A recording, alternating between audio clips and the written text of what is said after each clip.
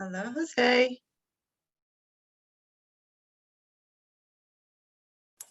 Hey, Keisha.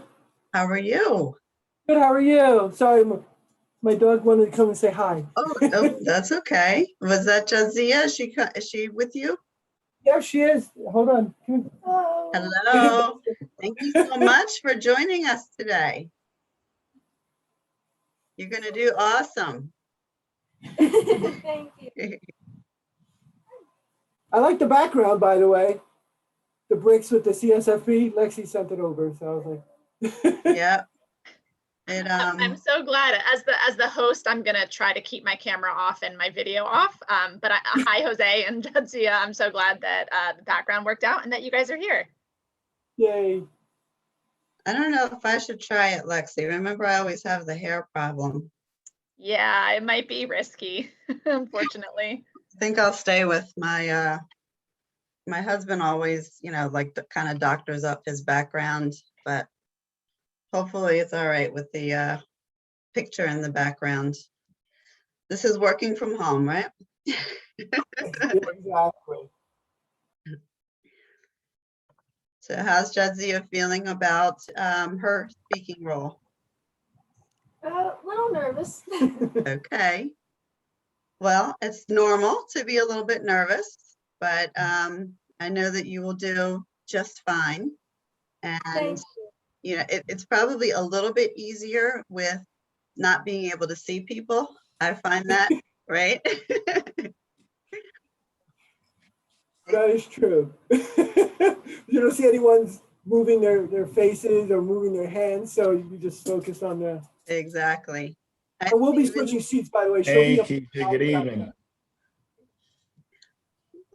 Jose, I think you said you're How going are to you? switch seats. Yeah, we're She's gonna gonna- switch seats. Yeah.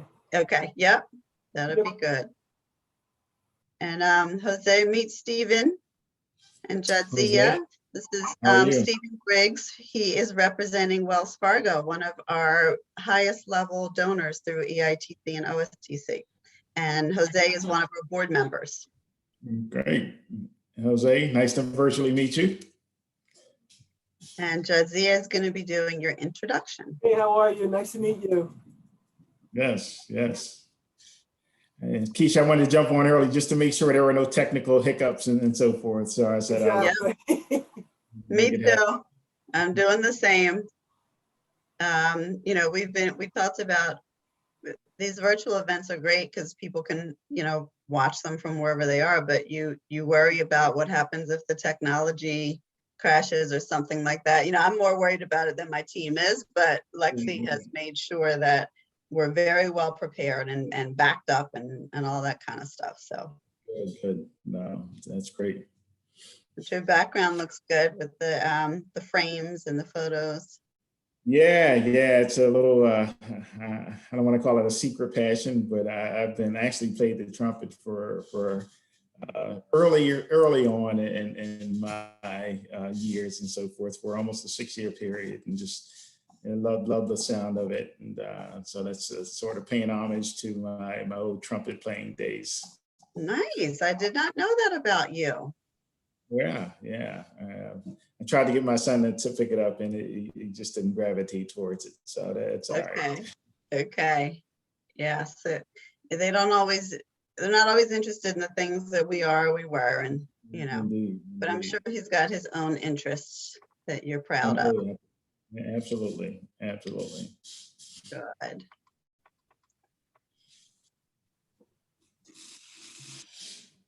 Oh, we've got Chris joining us too. Hey, Chris. You guys may be nervous about when, about how difficult this might be. Oh, okay. Well, we like to be very prepared, but I'm glad it went easy. Exactly. Lexi made sure of it.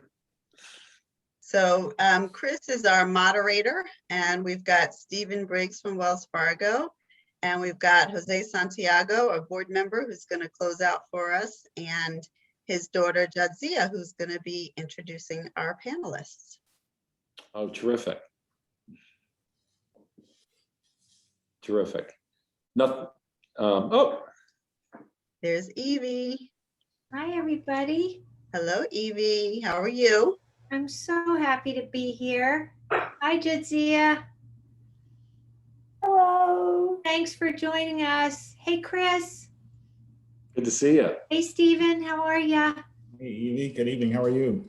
Great. You guys are so nice to do this. Keisha, it's going to be a home run. Yay.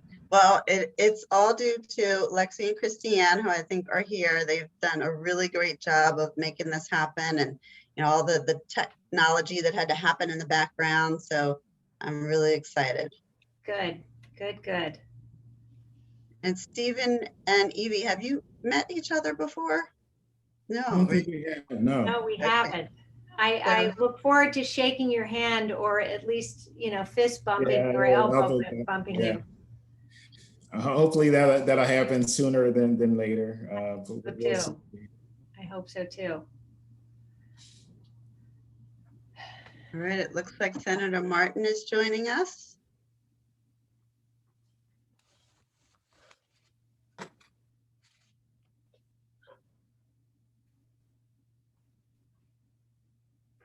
Hi, Hello. Senator Martin. Hi, everybody. How are you? Thanks for joining us. Oh, it's an honor to be here. I like your background as well. I think everyone's backgrounds are showing their interests and passions here. Stephen was just telling us about his instrument playing, trombone. Did you say trumpet playing? And Awesome. Scott, looks like you're an athlete. I couldn't cut it with the trombone. I got to admit, I did. I did try. Hi, Ina. Dinah. You're on mute.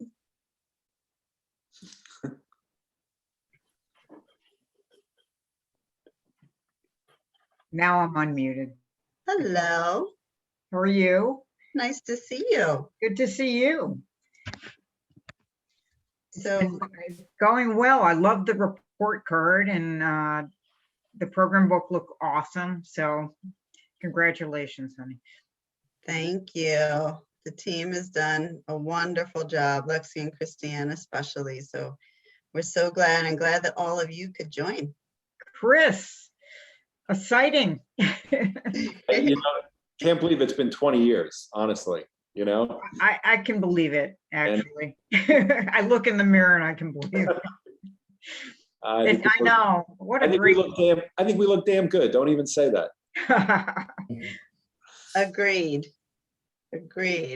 Well, I mean, it's because of the work that you all did that we can even be here today. So Scott and Stephen, Evie and Ina are, and well, I think Jose knows, although Jose, you probably not met Ina, but they are our co-founders. Oh, wow. Great. And Keisha, this is your future. You can 20 years later. I love it. You look down that crystal ball. It's a good 20 years. So Yes, I love it. I hope to be like you and have longevity and success and leadership here. you will. You And I'm knocking on wood just to make sure. Thank you.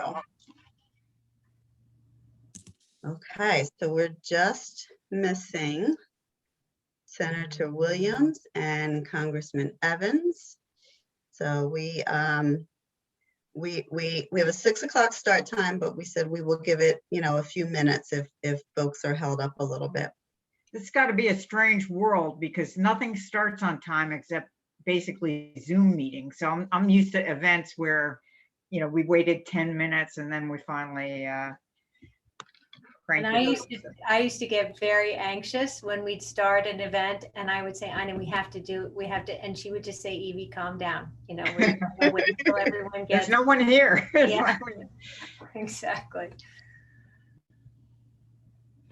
So as we wait, I have a question for Ina and Evie. So 20 years ago, what prompted you guys to come together to create this organization? That is a long story that we'll tell you over lunch or dinner one day. And all I can say is I never imagined that it would be what it is today. And under, Ina's leadership and now under Keisha's leadership, it's just incredible. Great. having children and knowing need in that process. And Evie helped inspire me to try harder and aim higher, and the families, you know, it's just, I had some limited circumstances in a dysfunctional school district, how slow changes and how painful it is to watch impact when there's failure on your children. So that really drove me crazy and drove me to this. You took action. Dwight, I don't see you in the supermarket anymore. No. Miss you. I go early. What time do you go? Oh, all out odd hours. It's now the Acme. I guess it's. Do you go to that one? Yeah, I go to Anymore? a combination of supermarkets. The one at Market Square. Market Square. I go to the Acme on Staten Avenue. I go up to the Whole Foods in Jenkintown. Whatever the mood feels like. Great to see I'm you. gonna follow you. Keisha, how are you? Good. Keisha, Good to see you. So good to see you. Thank you for joining us. Hey, no problem. Come on. You know. Can you believe How's the little girls? They're doing fine. Dwight, they're not little anymore. They're 14 and 10. Oh man. That means the little aging process going on. Oh yes, I've got a queen in every way. But not me. I'm not aging. They're aging. I know the feeling. How's AJ? He's doing well. He is doing well. Thank you. Good. You've been busy. I love all That is a, let me say this. If it wasn't y'all doing this, I'll share with you, I would not make it there. There's no debate.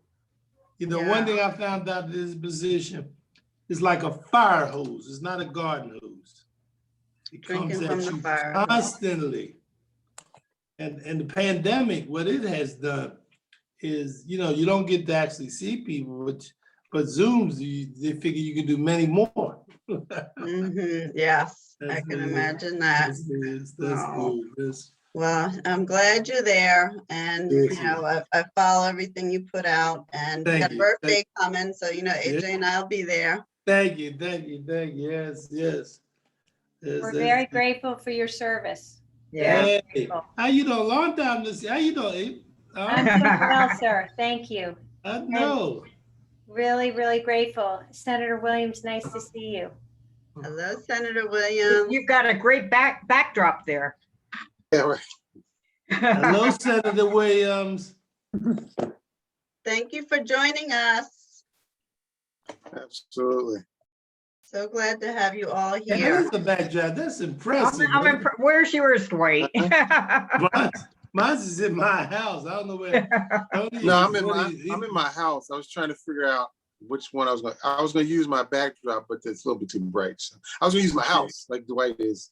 No, I like it. I like your backdrops. They look good. It does. Thank you. It looks like the Senate floor.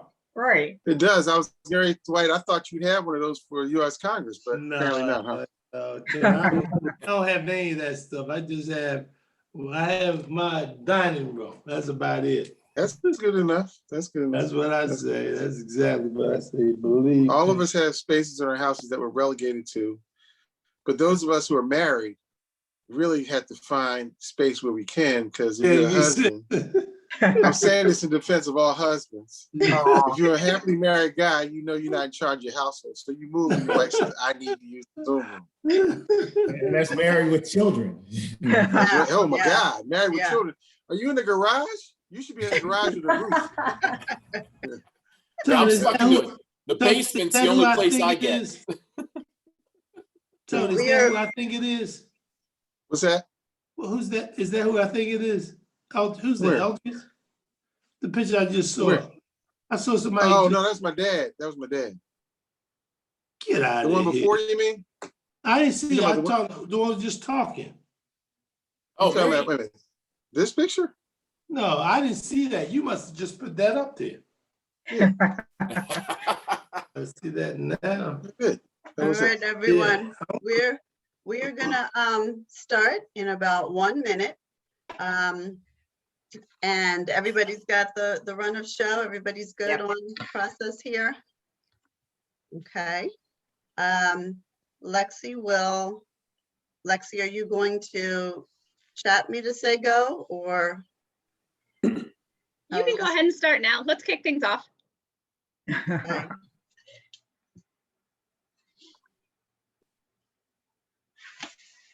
Hello, everyone.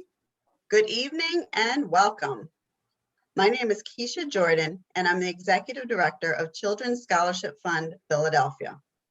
While I can't see all of you in this Zoom webinar format, I'm thrilled to know that we have such a great crowd for our program this evening. More than 240 people signed up to hear from our speakers tonight. CSFP is celebrating its 20th anniversary this year, and this virtual gathering is the first in a series of events we are hosting. Thank you for joining us for tonight's bipartisan conversation to learn more about our mission and the education tax credit programs that help make CSFP's K to 8th grade scholarships possible. These tax credit programs empower families to choose schools that best meet their children's needs and align with their values. Scholarships help families access the best possible education for their children. And as we've learned through the pandemic, a quality foundational education in a stable learning environment is more important than ever. 99% of our CSFP partner schools are open for in-person learning, and CSFP students continue to outperform their peers locally and nationally, as we will share tonight. These achievements are made possible in large part through the education tax credit programs you'll hear about tonight, as well as the quality of our more than 160 partner schools, many of which are joining us tonight. We are honored to host this celebration and conversation with the elected officials and community leaders who helped establish and are fighting to expand these programs. Now we would love to thank our sponsors. We are proud to have support from these community partners who made this evening's gathering possible. Support for this event goes directly to student scholarships. So we thank all of these organizations for helping to provide quality education access for our more than 5,000 students. And now I would like to introduce two very special champions for change, our organization's co-founders, Evie McNiff and Ina Lipman. The vision these two women had 20 years ago for the future of education in Philadelphia provided a foundation for where we are today. Evie was the organization's founding board chair, and Ina served as CSFP's executive director for the first 17 years. Talk about dedication. These leaders are a shining example. Evie and Ina, welcome. Thank you so much, Keisha. My name is Evie McNiff, and I'm delighted to be here tonight with Ina Lipman and our panelists, with all of you who are on the Zoom. It's very hard for me to believe that Children's Scholarship Fund is celebrating 20 years of hope, opportunity, and success. And I can tell you this would never have I would never have imagined we'd be here, but for the people on this panel and in this room who helped us to build this program into what it is today. So Ina, we've come a long way, haven't we?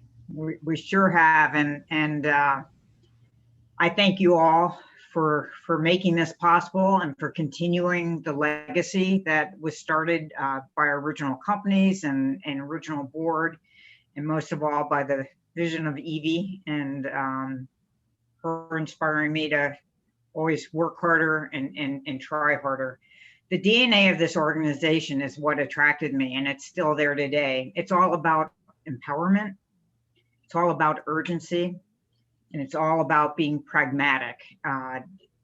It was pragmatic from the start, and what happened when we started was that There were over 40,000 applications in 1999 in Philadelphia alone for 1,200 scholarships.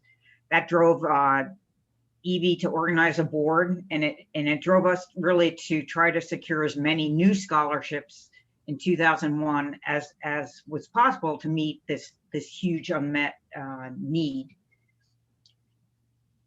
What is great is that the empowerment piece is really what helps CSFP to succeed. It gives the family a leg up, and it really gives them access that all families deserve for their children to attend great schools. So, you know, I think that's really one of the basic fabrics of why we do succeed, along with the wonderful partnerships within the community and our companies that early on supported us through the tax credit program, really enabling us to scale and have broader impact. So I am grateful to the early legislative heroes that are here today and will be speaking, because we were able to take this organization from 1,200 scholarships within the first year to over 2,000. And now you're serving over 5,500 kids each and every year. So, you know, thank you. Without these educational tax credits, we wouldn't be having these conversations. So tonight we're going to learn from these panelists, our champions of change, why and how this worked. And with that, I'm delighted to introduce Children's Scholarship Fund alumna. Please welcome Jadzia Santiago, who will introduce this evening's panelists. Hi, everyone, and thank you for including me in your program this evening. My name is Jadzia Santiago. I was a CSFP student for 4 years, and I'm currently a junior at St. Hubert Catholic High School for Girls. I'm a member of the National Honor Society, and I participate in my school's stage crew, literary and art magazine, and yearbook. I'm currently working towards a career in public relations. A lot of the leadership skills that have guided me throughout my life were built at my CSFP school. I felt supported by and connected to my teachers, and I'm proud of the education that I received there. I have the honor of introducing tonight's panelists. U.S. Congressman Dwight Evans represents Pennsylvania's 3rd Congressional District, which includes Northwest and West Philadelphia and parts of North, South, and Center City, Philly. He served as a state representative for 36 years, and throughout his career, he's worked tirelessly to expand access to economic and educational opportunities for all Philadelphians. He was an early leader in the education reform space and helped lead the push to expand parental choice and corporate citizenship through creation of the Pennsylvania Charter School Law and education tax credit programs. Pennsylvania State Senator Scott Martin represents Pennsylvania's 13th senatorial district, which includes parts of Lancaster County. He serves as chair of the Senate Education Committee and has authored the first major reform law to the Pennsylvania state system of higher education since its inception. Pennsylvania State Senator Anthony H. Williams represents Pennsylvania's 8th senatorial district, which includes parts of Philadelphia and Delaware counties. His education legislative accomplishments include serving as an original architect of Pennsylvania's landmark charter school legislation and pushing to expand parental choice and corporate citizenship through education tax credit programs. Stephen Briggs is Wells Fargo's Vice President of Community Development. He has more than 30 years in banking experience and currently leads the strategic allocation of Wells Fargo's community philanthropy in Delaware and Pennsylvania. This program will be moderated by Chris Bravacos, President and CEO of Bravo Group. Mr. Bravacos has a long history of being a leader in education reform, and he played a central role in the policy development and passage of Pennsylvania's education tax credit legislation in 2001. He is also a former CSFP board member. CSFP is so proud to welcome these community leaders. Thanks again, and I hope you enjoy tonight's conversation. Well, terrific, and welcome everybody. Thank you, Jadzia, and thank you, Keisha and CSF for hosting this event and bringing us all together. Just to set the stage and maybe talk about a few terms that you'll hear tonight. As mentioned, this program is a result of 20 years ago, leaders like Congressman Evans and Senator Williams, both were in the state house at the time, going forward and helping provide leadership and promoting an agenda that allowed parents to have some educational options. From a background standpoint, and was mentioned, the charter school legislation in 1997 also at the time was an agenda item of both Governor Ridge and many across the aisle who were focused on educational choice and at least addressing challenges and problems in education reform. I had an easy part. I worked for Governor Ridge. These gentlemen plus Scott Martin, who you're joined by tonight, are out there every day working on and developing and making the agenda stronger and improving lives for parents and families across the state and in many ways across the country. Since that time, the program has grown from initially a $30 million program to now more than $200 million between the Education Improvement Tax Credit and the OSTC, the Opportunity Scholarship Tax Credit Program itself. These terms are what you'll hear us say back and forth. We're sorry that we didn't come up with cooler names rather than these acronyms along the way. But certainly it's made up for by how excellent the program has been for families and certainly CSF, who was an inspiration for the tax credit program as well, to bring it to life and to become what it's become today in terms of the assets it can provide to families.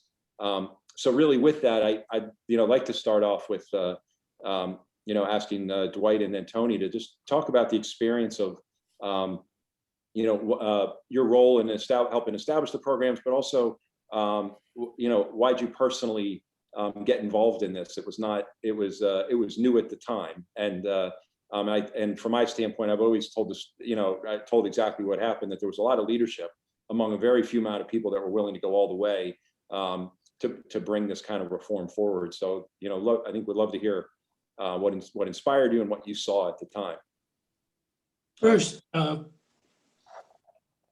would like to congratulate 20 years to the Children Fund is a hell of an accomplishment.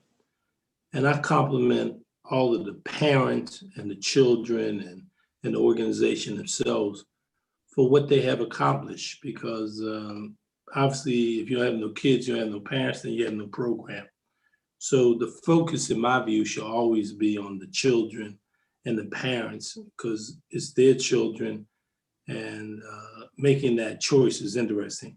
I thought about, in the very beginning of this program, maybe, I don't know if I thought about it, then Tony may remember where his head was, but my mom, who was my first teacher, I remember was shopping around for me to go to a high school.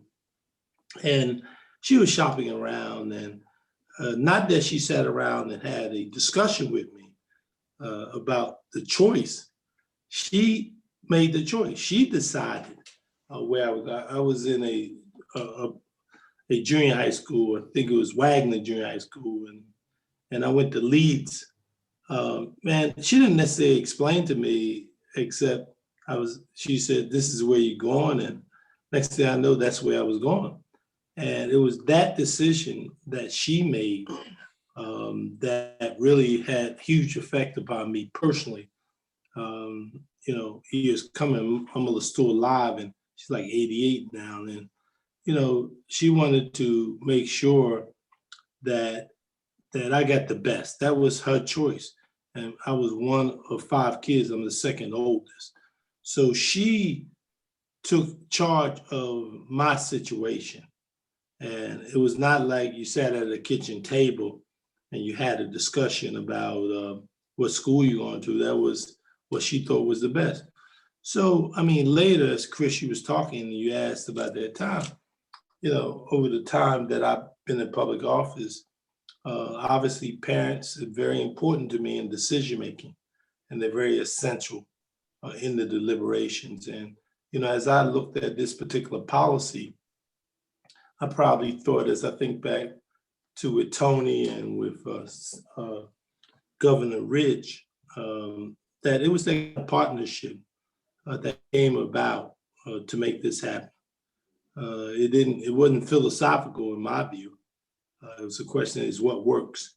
And at that time, when I look back, obviously 20 years, and I think you said 28,000 children, that speaks for itself. I mean, there's not much more. I mean, we need to do is get out of the way. And the parents and the kids too, and not look, I appreciate being on this panel, but I didn't do the hard work. I mean, them parents and them kids, that young lady you had right there, who's in, I think she's in college, she's doing the hard work. I mean, I don't know her, she don't know me, but she's doing the work. And that's why I started off complimenting the parents. So again, I thank you for just being a part of this discussion and looking back on it. I yield to the great state senator from the great West Philadelphia, Anthony Hardy Williams. Oh, thank you, Congressman. Delaware County is also part of my district. South Philadelphia is part of my district, as well as West Philadelphia is part of my district. So just, I want to make sure the record is accurate. Well, a couple things I'm going to react to is one, again, thank CSFP for allowing us to make comments on this historic date and moment in time. The other part I'm going to talk about is that we've been around so long. Dwight actually had hair. And Chris Bravacos, you have gray hair. I haven't seen you for a while, but he has gray hair. So, and I won't comment on the fact that I was 80 pounds lighter. So we'll all say that we've been around here doing a long, long time. And Chris, I think you asked an intriguing question because people look at us as politicians, but truth is this was a personal space for me. I already put my toe in the water on choice. I refer to as equity now because people want to change all these terms. And so if people are about equity, this is probably the most equitable consideration we can have in public service. And that is to make sure a child gets whatever they deserve with public dollars for quality public education, regardless where they choose to go. My mom was a public school teacher. And similar to Dwight's, my father was a lawyer, but my mother was making the decisions about where all of us go. And there was no wiggle room about where your destination was. It wasn't going to be about doing something disruptive and ending up in a negative place. It was going to be, you're going to be educated, whether we have a lot of money or not. And we're going to make sure that happens. And so when I came to Harrisburg, it was confusing, frankly, that so many people were fighting against what at the early stages against what they called choice. And that was charter schools and other options. And EITC was one of those. And a significant portion of African Americans, Democrats, in their districts were underserved by the public education experience. And for me, it was confusing because if you said that, if you uttered those words, you were a traitor to public education. And that to me was sort of like, arriving at an accident scene, single the mangled wreckage and not acknowledge it and simply talk about, other cars are driving safely by this place. Well, great, but this is a significant intrusion upon the promise of America, whether you're Black, white, urban, Republican, or Democrat. This is the backbone of what makes America great, our educational system. It's not functioning in many places. And I had raised taxes. So I got there and Dwight was, I think, either head of the Philadelphia delegation or appropriations. No, you were head of the delegation. And Casey was governor. And he was asking me to raise taxes in my second term for public education. And because I, was following Dwight's lead on mostly everything at that point in time, I did it. But hence, the school literally that I went to down a block from where I live didn't change. And I was sitting in suffrage for about 6 years, trying to figure out what to do about these children who were not turning out like me. And so, when Tom Ridge decided to introduce this EITC program, I got involved because I saw it was not the only silver bullet of an answer, but one ladder or one rung in the ladder of hopefully a family that's trying to figure out how to pay for tuition because they choose not to go to a neighborhood school that they know is not working, regardless of whether it's funded or not, that they would have an opportunity to do such. And so, there was, yes, indeed, Chris, considered to be controversial at the time. But, those of us who got elected, I get very uncomfortable when people sit in places of comfort. Dr. King instructed us specifically to enter in places of non-comfort, to make not adequate change, but significant change in our communities. And so I thought it was embarrassing that more Democrats, specifically African Americans who represented children in communities of color who would not have an option, not to be involved in the conversation. And so, again, I pushed Dwight to the front and I followed him, courageously behind him. I remember stepping away. Yeah. That's great. No, thank you for that. Thank you for that. And I think hopefully that sets context for a lot of people who are watching tonight as to what the conditions were at the time, because it was new in so many ways. But it was always a bipartisan in the sense that who it would serve and the reasons from which I think it was discussed and offered. And we don't see that as much as we'd like to these days. So I think we've all gotten a little bit nostalgic at times for those earlier times. But now it's clear that it is, that it's been a win-win, I think, because of the results that we've seen. And maybe I'll start with Senator Martin and then Steve, and then come back to the Congressman and Senator Williams. But, if you want to speak to why it's a win-win, inclusive of, companies and everything else, like why is this program, essential and different than so many other things? Well, first, thanks for having me, and it's a real honor to be here with Congressman Evans and Senator Williams and all the panelists. Congratulations on 20 years of not only life-changing, but in a lot of cases, life-saving work. When we talk about this being a win-win, you have so many families who might be trapped in a place where the schools aren't able to meet their child's need, capture their imagination, potentially to have, a passion for something in particular. And I've always been a big believer that, the parents, there's no better form of accountability or knowing what's best for their child than the parents. And so when you see the doors that can open for young people by giving this opportunity, and without question, Chris, I mean, the number of applications, I think EITC was over 67,000, yet I think only about 2/3 of them are approved. EITC, only half were approved of the 20-some thousand applications. It just shows you how much people really would like that choice. So it's a win for families who are able to get it. At the same token, it's good for businesses that from many perspectives, yes, they're getting a tax credit for making these investments, but there's so many people who want to invest in their community. A lot of folks send their tax dollars to different places, and they may not really know where it goes, but in a program like this, and you're getting a tax credit, that you can invest in something just so specific in changing a child's life and giving them an opportunity.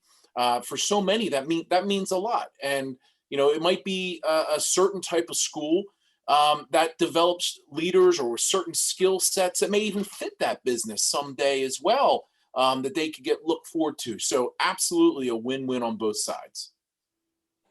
Thank you. And Stephen?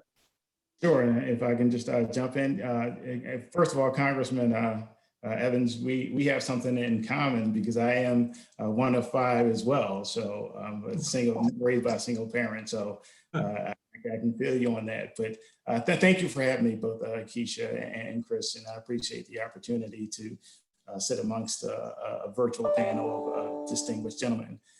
First of all, I am a product of the Philadelphia public school system. I have to say that, and I'm a mid-1980s high school graduate, so I have a great deal of appreciation for Philadelphia public schools. But that being said, the OSTC and the EITC programs are about, and you've heard these words throughout throughout tonight, options and opportunities. And the options have always been somewhat prevalent, but the options are moot without the opportunity, right? So organizations like the Children's Scholarship Fund is providing the opportunity via scholarship for under-resourced families to exercise their option of choice. And Wells Fargo is just extremely proud to support this effort. I also think it's certainly a win-win for the families and the students because you're not tied to a zip code where the only school within that zip code, quite frankly, has a multitude of challenges. But it's also good for business as well. for Wells Fargo. I would say that obviously it allows our philanthropic dollars to stretch a little further than what it would without the tax credit. But it's also good for businesses, as Chris mentioned, is because you are investing in the future of the workforce. So you're investing in the future bankers, the future CEOs, and the future lawmakers, and the future executive directors of nonprofit organizations. So it's a win-win all around for the children, for the families, for the communities, and for businesses as well. Thank you. Congressman Evans, is there, you want to speak to kind of the win-win nature and things that you've seen along the way? I think as Stephen just said, and the senator also just said, that we're in a very difficult time. None of us have lived in a pandemic, and obviously it happened 100 years ago. And the fact of the matter is more of the time of being creative. How do we make the economy grow and whatnot? And obviously at the pipeline is workforce, is developing people to be in place. And that starts very elementary. Starts in preschool, starts in kindergarten, and as Stephen said, look, I graduated from a public school too. And I'm not anti-public school. The issue is options available, the availability. I mean, there's options even within public school that you have, that you can take advantage of. The question is the ability of having that available is the question. And so I think like any parent, and I really analyzed that with my mom years later in her decision-making about this decision, that she made. I mean, not at the time she chose the school that I went to, but years later, I looked at, how did my mom make this decision? My mom, it was just my mom and my brothers and my sister, and my mother and father were separated. But it was interesting, and you got 4 boys and one girl, sister right behind me. She did the best she could in the decision she made. And that's kind of what she said to me. She was that foundation. So it was not like I could sit at a table, pull the chair and said, let's talk about this. Let's have a conversation about that decision making. She, violence obviously is not what it is today. It was violence, but she thought she was trying to put me in an environment that she felt was more nurturing for me to grow and to develop. So, when you talk about parents and the decision-making they have, what are their choices? What's available to them? So when you really think about it, Tony and I, when we had this journey and Ridge is governor and put this as an option, we looked at it as Tony gave his own experience about his mother and father. It was only but natural for our personal experience to use something that I guess you would call it disruptive today. I don't know about Tony, I don't necessarily think I was looking at it being disruptive.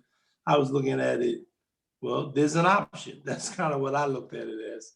So Tony, I don't know how you felt, you looked at it as, did you think of it, Oh, well, no, Chris, did you want me to go?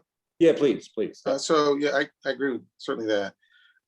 But your comment about win-win. So certainly for those who think about in the context of a workforce is educated, prepared, and diverse and deep, it's certainly win-win on both sides. But I put it in a little bit different context because unfortunately we live in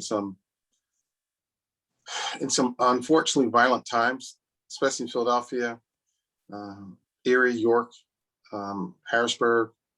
And so in the times when Dwight and I were in school, gang violence was very prevalent in Philadelphia, and homicides were very prevalent in that period of time. So for me, it is about life and death. It was literally that for me. My mother, I wasn't a good student. I wasn't an attentive student through those parts of my years. I could have dropped out easily. But more importantly, there was a lot of unsafe neighborhoods and schools within the area in which I lived. My father was not picking up the phone and asking for a favor about let my son get into a school. So I was going to go to a school that probably wasn't the best in terms of safety and probably not the best in terms of academic. I didn't qualify for a special mission school in Philadelphia.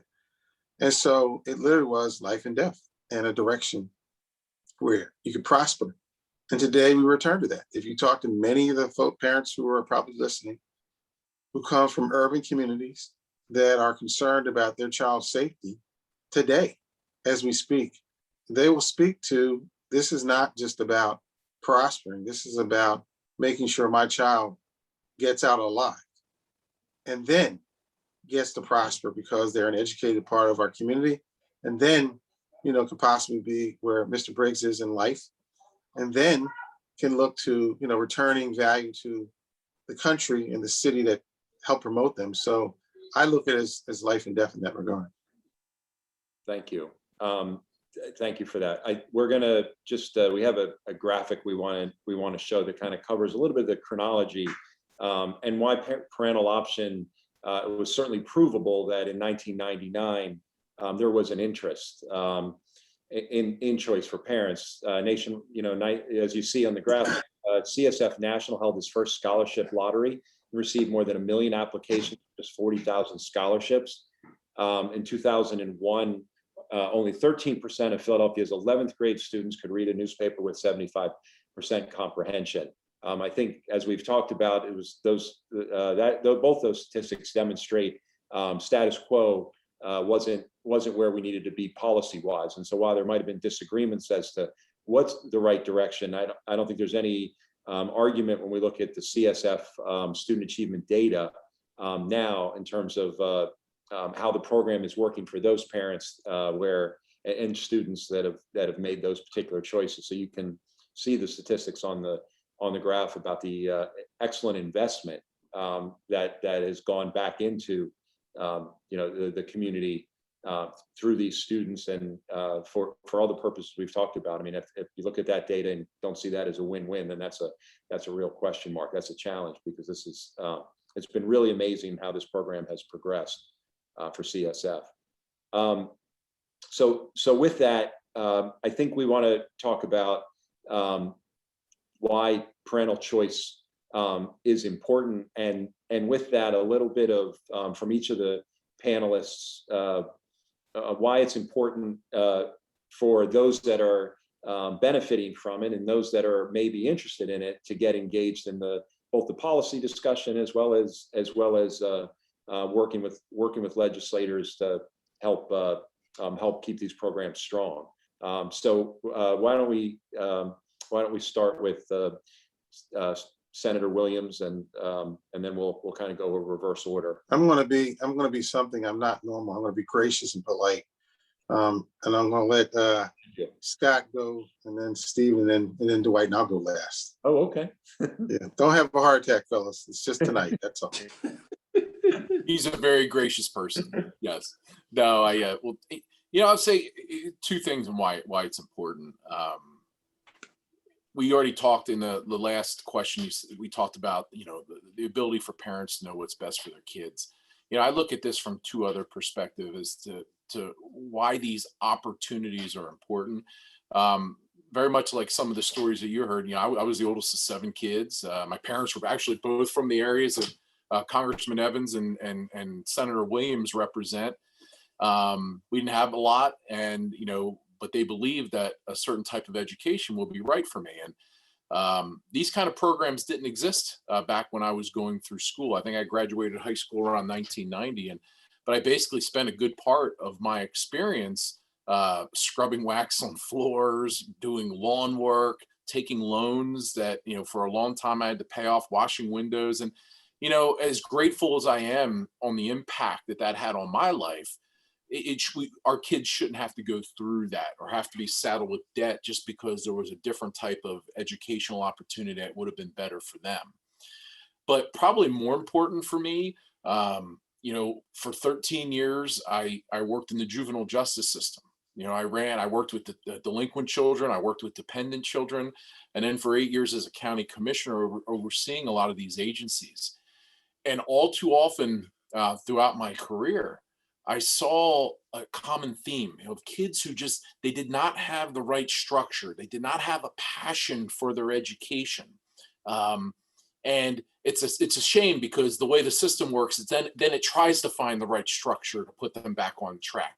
That if we would have done this on the front end, they would have had the opportunity for a parent to say, you know what, the school's just not connected. It's not giving my child what he needs. That they would have been able to look at other alternatives to give them a better opportunity, to capture their imagination, to give them hope towards something, or a passion towards a certain type of career. You know, what would their life been like at that point before they made a different type of decision that would negatively impact them? So for me, I look at that as being a huge impact on our youth.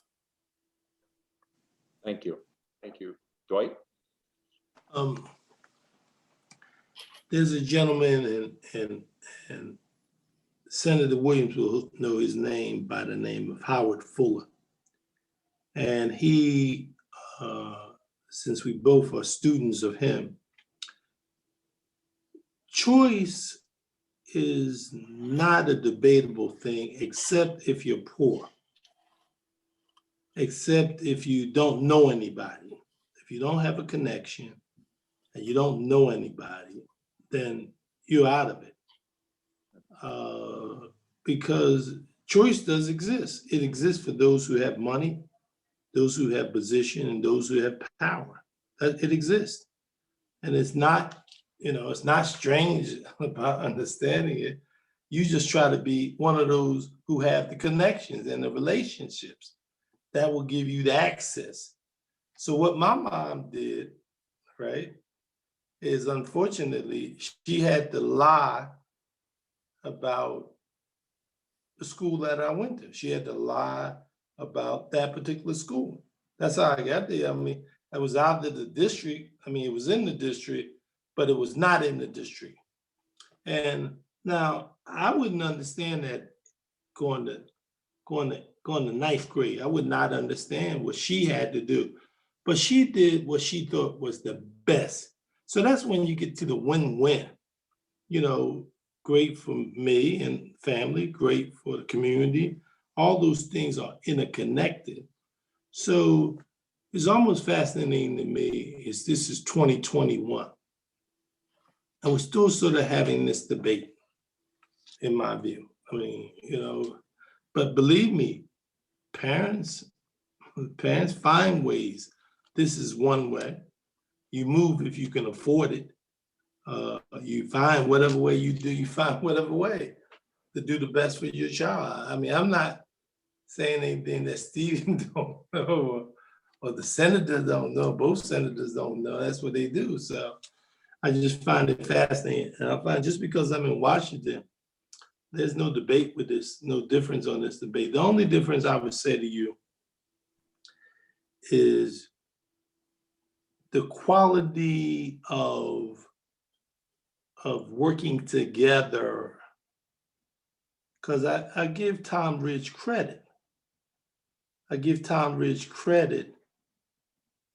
Tom Ridges, in my view, though he's around, I must have talked to his chief of staff about 2 weeks ago. I share with you, I mean, you would think we're best buddies, okay? I mean, because I find, and we need to talk about that, because the genuine sincerity of him in that particular position and understanding that, everybody didn't like it, but, I feel it was genuine. So I just share with you that I think that's the part that's missing. So the fact that the Child Scholarship Fund has grown 20 years with this political environment, and I know I've been out of Harrisburg since 2016. Both senators can speak on it. I don't know. I just said, no, it's enough for me. The senators have it now. Well, thank you. Stephen, if you would speak to this and you maybe have a few other things to talk about as well, specifically around it. You're on mute. You're on mute. Go. There we go. So I would say parental choice is important, quite frankly, because we are still in a place where some schools are unfortunately designated as underperforming.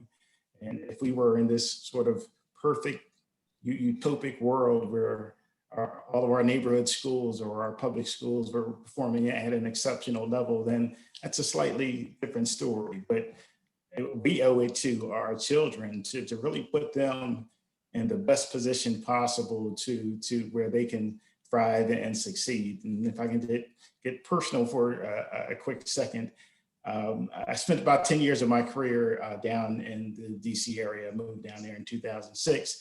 And it was because of a job that was offered. And my wife and I decided to pack up and move down there from Delaware. And the first thing we looked at the time, I had two young kids. One was 10 and the other was 4. And the first thing we looked at when we decided to move down into that area was where are the good school systems, because our obligation was to our children and putting them into the best position possible where they can thrive in a certain learning environment. And that trumped everything else, my commute to work and so forth. So it's all about, again, putting our children in that position. So that's why choice is important, because as parents, we should want to be able to provide or put our children in the best situation possible. And just real quick, in terms of Wells Fargo's sort of community and social responsibility platform, we've actually established 4 national focus areas. And honestly, education falls out of the 4 areas. But however, we certainly recognize that on a local level, needs can be very different. So we have some flexibility to support some of those local needs. And in Philly, in the state of Pennsylvania, we know that addressing the inequities in education is extremely important. So we do have that flexibility to continue to support programs like OSTC and EITC and organizations like the Children's Scholarship Fund and the great work that they do. Thank you. Thank you. That's terrific to hear. And then Senator Williams, your cleanup on this question. So I want to say a couple things, because you mentioned policymakers, and I don't remember how many people are on this tonight, but there are a lot. I'm going to make sure that you are reminded that you can learn about the history, but there is an active conversation that you have to be involved in right now. And if you're not talking to your state representative or your state senator about this issue, then you are frankly being, I can't say it any other word, extremely selfish. Receiving the benefit, your child receiving the benefit, is not a right in Pennsylvania. It's a privilege. It's a privilege granted by the General Assembly that every year considers the budget. And they consider it in the middle of a pandemic where other programs may be cut, tax credits included. This only exists at the will of the General Assembly. If they don't hear from you, then this can easily be cut in next year and the year after. And in particular, those parents who can identify with the stories that all of us told who came from humble beginnings, and know if you're in a similar situation, your child's in a similar situation, how vital this is to continue, then it is absolutely a responsibility to be loud, vigilant, consistent about the demand for this tax credit to exist and prosper going forward. I can only tell you that it's kind of funny. I didn't realize this. I think everybody kept talking about they're from these families. I'm like, I'm not from a family of 3. No, I'm not. There's 5 siblings. My youngest brother passed away. My young sister, after my parents separated, and the 3 of us. And the 4 that are still here on the earth, all were required to get education. And for those who think that, those on this panel don't believe in public education, my mother's a public school teacher, administrator. My youngest sister went to Lamberton Elementary in Philadelphia, and then science, I can't remember the name of the school, in Philadelphia, and went to Rensselaer Polytech as a result of it. My older sister went to Girls High and Lee Elementary, and then graduated from Baldwin because the school system was on strike, and then went off to Tufts University. My youngest brother went to a private school most of his entire life because his kindergarten teacher told my mother that he was not really going to be that distinguished as a student. And frankly, he probably was going to need special needs. My brother went on and graduated from Harvard Boys School under a scholarship, and then went on to Stanford and Yale. And he's a slow learner. And me, I went to 9th grade for public school and frankly did not do well. I would not blame it on any of my teachers who struggled with me. The classes were too big and I was not interested in investing in. My mother got a scholarship from a Quaker school who were looking for African-American students. I did not qualify academically, socially, or any other way. My mother went and taught most of the interview. They asked me several questions. My mom answered all the questions until they finally forced me to give a question. And they said, do you have a football team here? And they said, we're Quakers, we don't play football. And I'm like, getting ready to walk out the room. My mother, and my mom is, Dwight knows, she's about 5'2", small person, grabbed my arm, twisted it, and the blood rushed to my head. And I said, I can't wait to come here. And I will tell you that literally changed my life. I mean, it literally changed my life in terms of the direction it was pursuing. That means socially, I got to meet people I would not know in my neighborhood. It helped me academically. I accelerated to college. And so, I take that as a privilege of great responsibility as an elected official to make sure that I'm doing the same thing for other children behind me who are in similar situations. Thank you. Let's stay with that thread. I'll come back to you, Senator Martin, and let's talk about a little more about ideas of parents to be able to help preserve what they already have and to grow for others that want the opportunities. And you're certainly working on an important legislation in Harrisburg right now. So if you want to touch on that and where we think the future might be going on tax credit programs as well, connected to how parents can help. But and I appreciate you bringing it up because I know when I first got on as chair of the Senate Education Committee and realized that Senate Bill 1 was going to be really focused on expanding educational opportunities.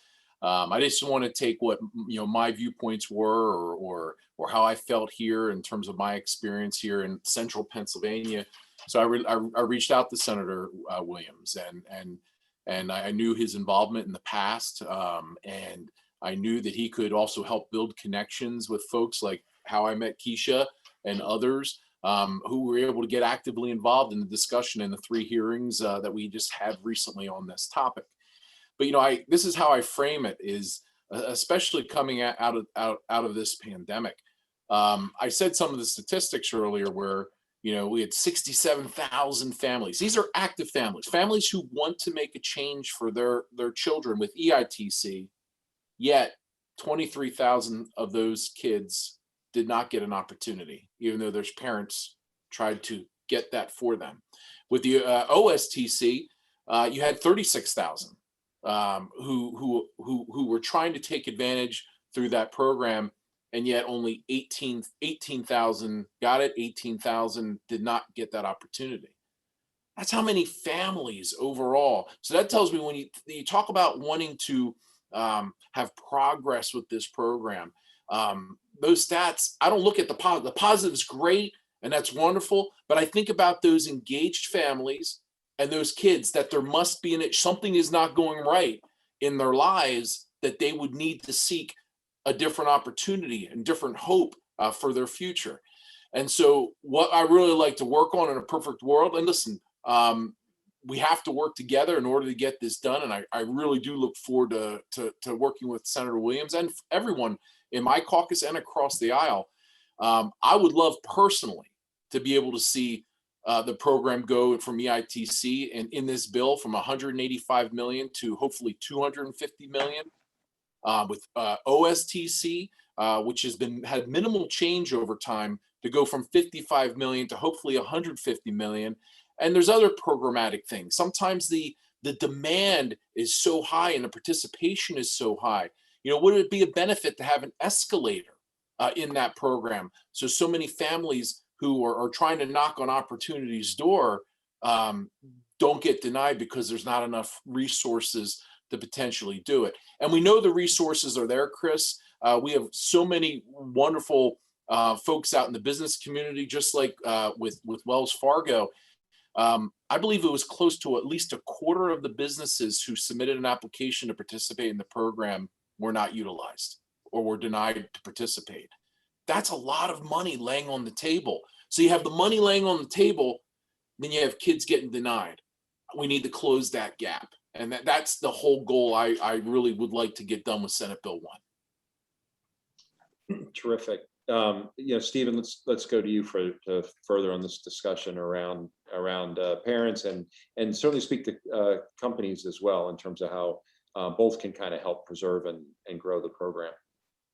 Sure, I'll just be real brief. If the programs are effective, which this is, and the outcomes continue to be measured and impactful, it just makes all the sense in the world to continue funding the program, and corporations like Wells Fargo and others should take a full advantage of it. The numbers that were shared by the Children's Scholarship Fund earlier shows that there's a tremendous impact. They are making a tremendous impact in the lives of the students and their families. So it just really makes all the sense in the world to continue to funding the program. As Senator Martin just mentioned, the need is still huge out there. The waiting list is just getting longer. So just, again, it would behoove others to take full advantage of the program so that we can get as many students and families in a situation where that they where they can just make things better for the future of their students, of their children, I should say. Thank you. I'll come to Senator Williams. If you've spoken to this topic, but if there's anything more I want to add about how parents can help protect and grow this program. Well, as I already mentioned, and I don't mind beating this drum again, you have to be vigilant. I mean, it's nice to say 20 years and Dwight and I are still on this earth, and relatively healthy.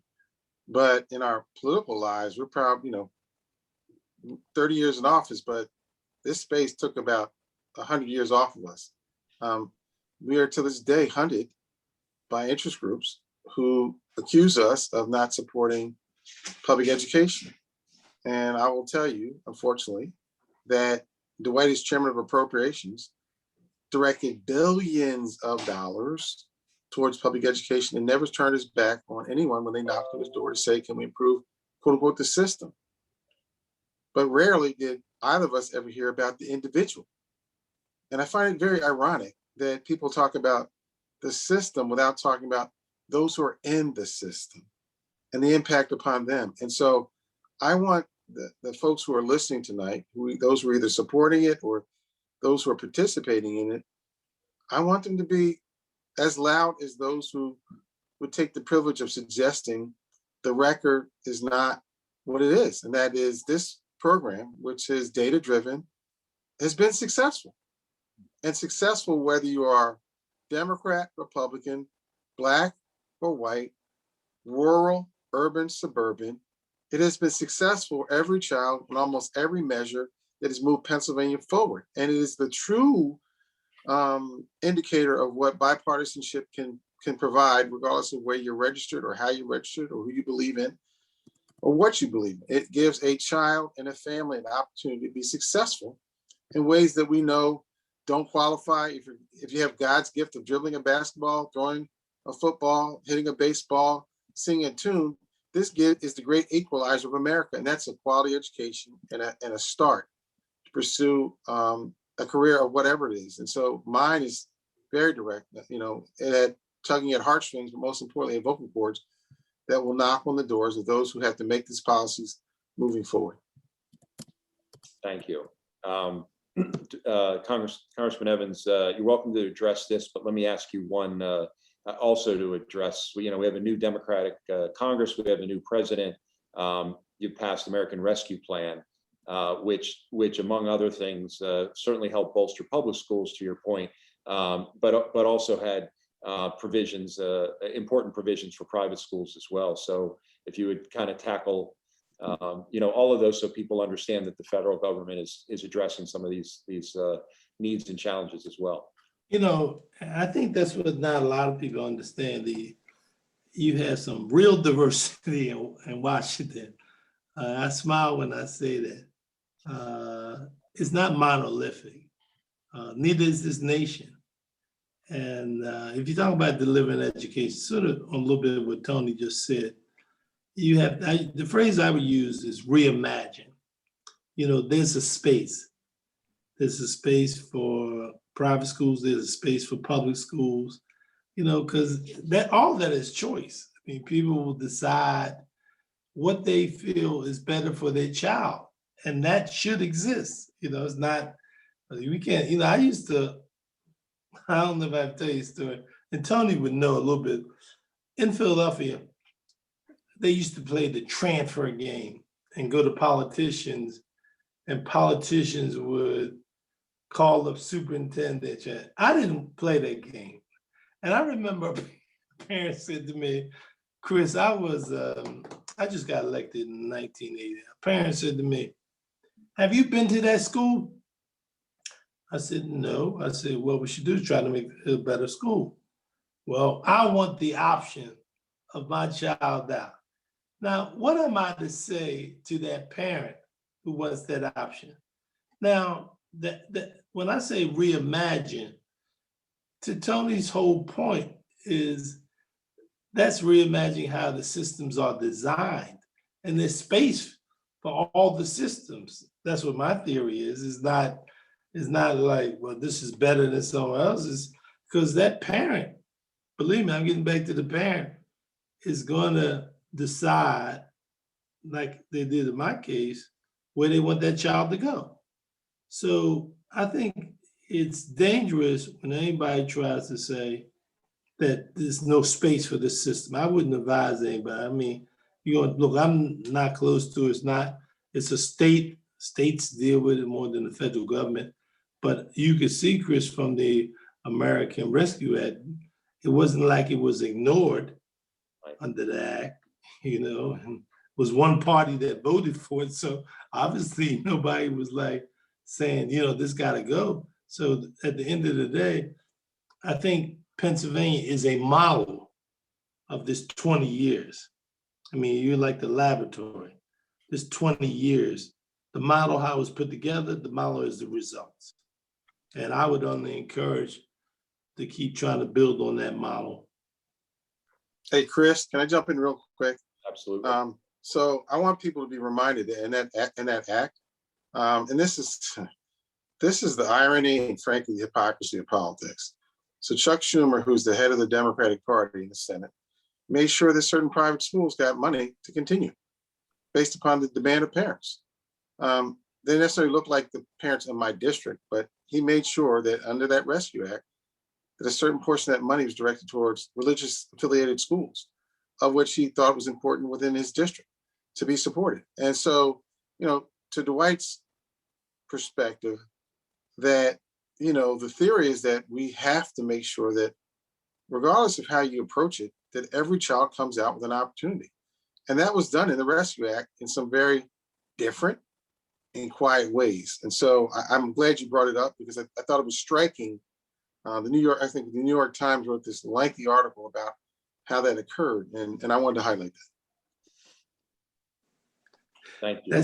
That's Senator Williams. He does things like that. That and write letters. Well, I thank you all for the points you've made. I mean, I would underscore, democracy by definition is participatory, and often those who participate the most get the most. And so when it comes to the parents that are here and the discussions we've had, since politics is really just defined as who gets what, we want to make sure that we're getting some of the what. For everybody in this program. It has been wonderful to be with all of you. Dwight in particular, I haven't seen you in a long time, so it's amazing to be back with you again. And Too bad I can't tell you to come to Washington. You gotta wait until it's all right. I know, until those crazy Republicans are putting masks on, I know I gotta wait. It's wonderful. Thank you for all being together, and to CSF and so Keisha. Back to you. Thank you. All right. Thank you so much, Chris, for moderating. Thank you for all of our panelists. I'm just feeling so inspired after hearing all of you tonight. I thank you for your leadership, and I hope that our audience is feeling just as inspired, and especially to Congressman Evans and Senator Williams, who I learned about this movement from. Please know that the work that you do inspires people like me and all of us listening here tonight to keep fighting for kids. So please keep fighting for kids. Know that it's noticed. And Stephen and all of our supporters, thank you so much for all that you do. Without you, we wouldn't be able to provide the scholarships that we do. And Chris, so glad to be fighting next to you again as we were 20 years ago. I want to also thank our sponsors for making this event possible this evening. Thank you so much for investing in our students and in this time together. And I just want to close by offering you, hopefully as you're feeling as inspired as I am, a few ideas for how you can stay engaged with us and with the parental choice movement and the fight for educational equity here in Philadelphia. Tomorrow, all participants will receive a link to a Take Action page, thanks to our friends at the Reach Foundation. And it will give you the ability to share your thoughts about the tax credit programs with your elected officials. Please, I ask you to just take a few moments to educate your local leaders about the benefits of scholarships through EITC and OSTC.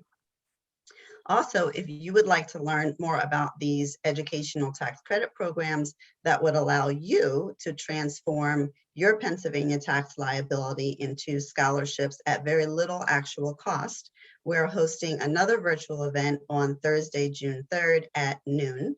This will be a social impact investing event, and it will feature a panel of experts who can answer specific questions about individual tax credits. If you are a CSFP family or partner school, I invite you to join us on a call with donors or community leaders. We would love to share your stories of how CSFP scholarships have impacted your family or your school. And you can also continue connecting with us on social media, which is the main way that we communicate about events, programs, and opportunities. I want to give the last word to a very important person, Jose Santiago, a former CSFP parent and a current member of our board of directors, to close out the program. Hi, Keisha, thank you so much. Hi, everyone. My name is Jose Santiago, and I serve on the CSFP board of directors. My daughter, Jadzia, spoke earlier this evening to introduce the panelists. I can't say enough good things about the opportunities that CSFP Scholarship has given to Jadzia.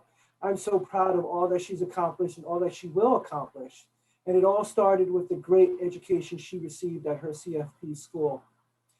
These education tax credit programs help make CSFP scholarships possible. So I hope you enjoyed learning about how families like mine can benefit from them. Thanks again and have a great evening.